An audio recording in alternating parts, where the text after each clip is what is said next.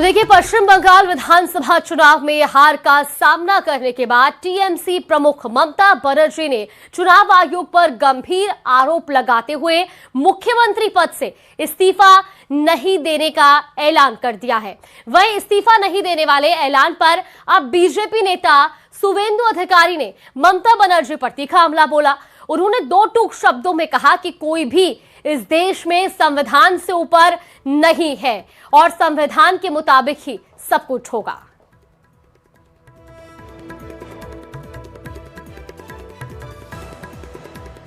तो देखिए, एक तरफ जहां ममता बनर्जी प्रेस कॉन्फ्रेंस के जरिए ऐलान कर रही हैं कि वो अपने सीएम पद से इस्तीफा नहीं देंगी, तो दूसरी तरफ अब उनके इस बयान को लेकर की सियासी सरगर्मियां तेज है और बीजेपी नेता शुवेंदु अधिकारी ने कहा कि कोई भी संविधान से ऊपर नहीं है और संविधान के अनुसार ही देश में हर एक फैसला लिया जाएगा, हर एक कदम उठाया जाएगा। नहीं करेंगे, इसमें पार्टी प्रवक्ता बताएगा। कॉन्स्टिट्यूशन में सब लिखा हुआ है, ज्यादा बोलने की जरूरत है।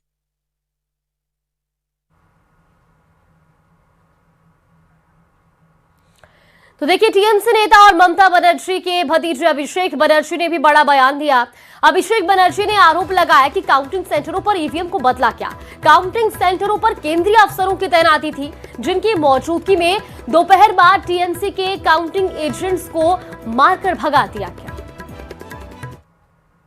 ईवीएम में वोट होता है वो शायद ना मैनिपुलेट हो, लेकिन EVMs can be replaced.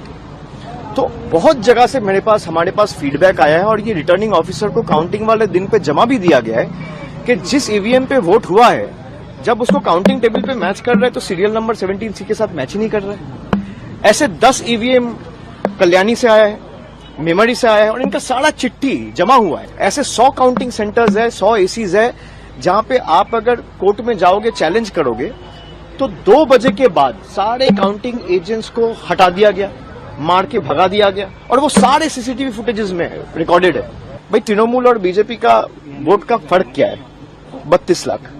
30 lakh को तो आपने पहले ही वोटर लिस्ट निकाल दिया। 7 लाख नए वोटर्स ऐड किए, 10-15 लाख आपने काउंटिंग में मैनिपुलेशन किए।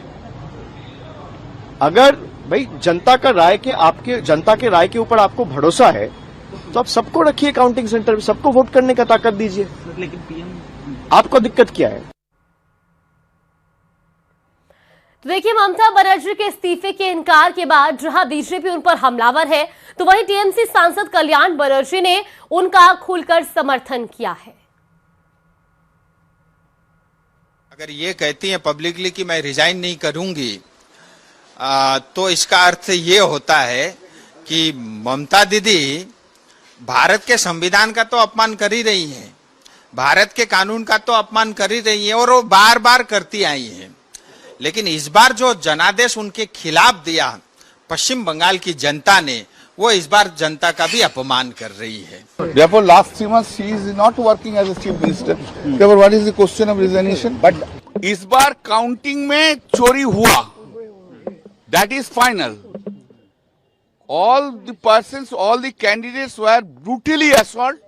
All the candidates, election agents, counting agents were brutally assaulted and thrown in presence by the CISF CRPF। खबर इस वक्त आ रही है, तमिलनाडु में टीवीके को कांग्रेस का समर्थन मिला है। दिल्ली में मल्लिकार्जुन खड़गे ने के घर में बैठक हुई है और बैठक में विजय को समर्थन देने का ऐलान यहां पर किया गया है। ऐसा फैसला किया गया है, विजय ने समर्थन का अनुरोध किया है, वेणुगोपाल की तरफ से कहा गया है।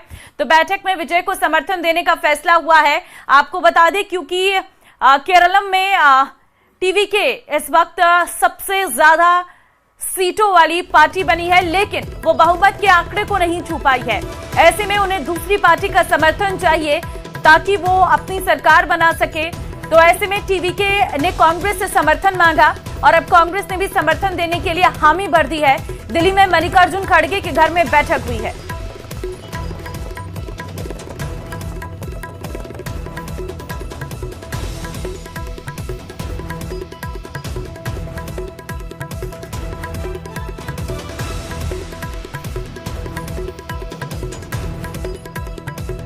लगता है नेपाल के नए पीएम बालेंद्र शाह भी केपी शर्मा ओली की राह पर चल पड़े हैं।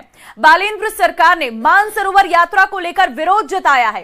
बालेंद्र सरकार भी भारत के उस हिस्से को अपना बता रही है जहां से लगातार मानसरोवर यात्रा होती आ रही है।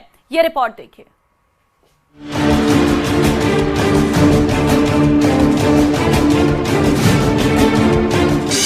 केपी शर्मा ओली की विदाई के बाद भारत नेपाल के रिश्ते बेहतर होने की उम्मीद जगी थी, लेकिन मानसरोवर यात्रा को लेकर बालेंद्र सरकार ने जो रुख अपनाया है उससे यही लगता है कि केपी शर्मा ओली के रास्ते पर ही बालेंद्र शाह भी चल रहे हैं।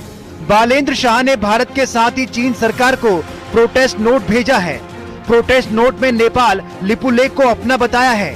ओली सरकार भी पिथौरागढ़ के बॉर्डर विलेज गुंजी, नाभी और कूटी को नेपाली मैप में शामिल कर चुकी थी। यहीं से भारत और नेपाल के बीच सीमा विवाद ने तूल पकड़ा था।